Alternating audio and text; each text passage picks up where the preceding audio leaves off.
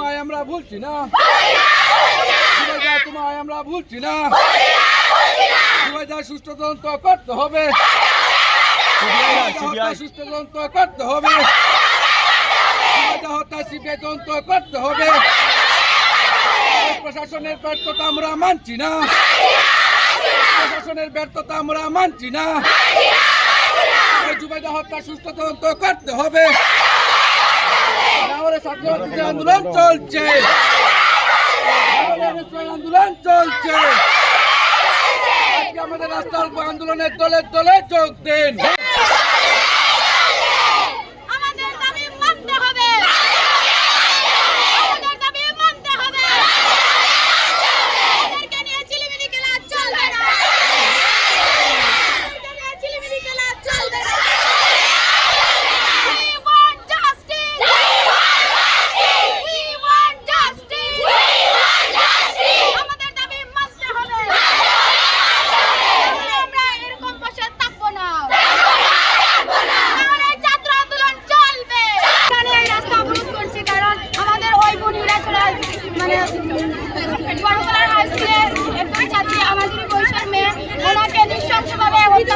এবং ওই গাছে তুলে দেওয়া হয়েছে।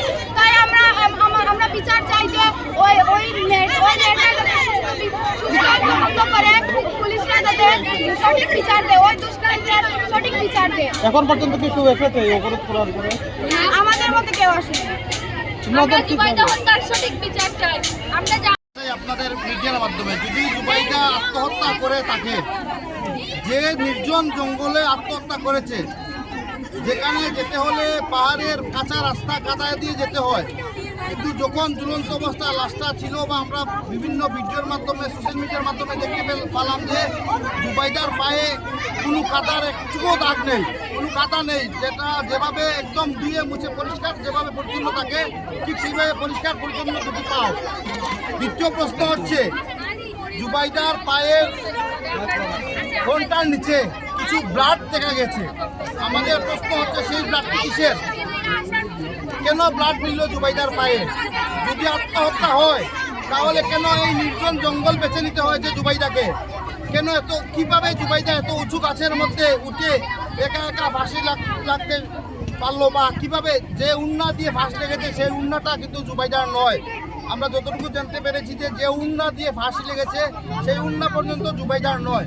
তাই আমরা আপনাদের মাধ্যমে প্রশাসনের কাছে বিশেষ করে আবেদন করছি অতি সত্বর যাতে সিবিআই তদন্ত করে প্রকৃত দোষী যারা আছে তাদেরকে চিহ্নিত করে আইনের আওতায় শাস্তির ব্যবস্থা করে দেওয়া হোক। যদি আগামী দুদিনের ভিতরে আমরা এর কোনো সুরাহা না পাই, জুবাইদা হত্যার যদি কোনো সুষ্ঠু তদন্ত আমরা না দেখতে পাই, তাহলে আগামী সোমবারে আমরা টিলাবাজার স্কুলের ছাত্রছাত্রীদের নিয়ে রাস্তা অবরোধ করব। আগামীতে কৈলাসহর এবং কৈলাসহর থেকে আমরা আগরতলা পর্যন্ত আমাদের আন্দোলনকে নিয়ে যাব। যতদিন পর্যন্ত আমরা জুবাইদার ন্যায় বিচার পাইতে আমরা পাচ্ছি না, ততদিন পর্যন্ত আমরা এই রাস্তা ছাড়বো না এবং আমাদের আন্দোলন অনবরত জারি থাকবে।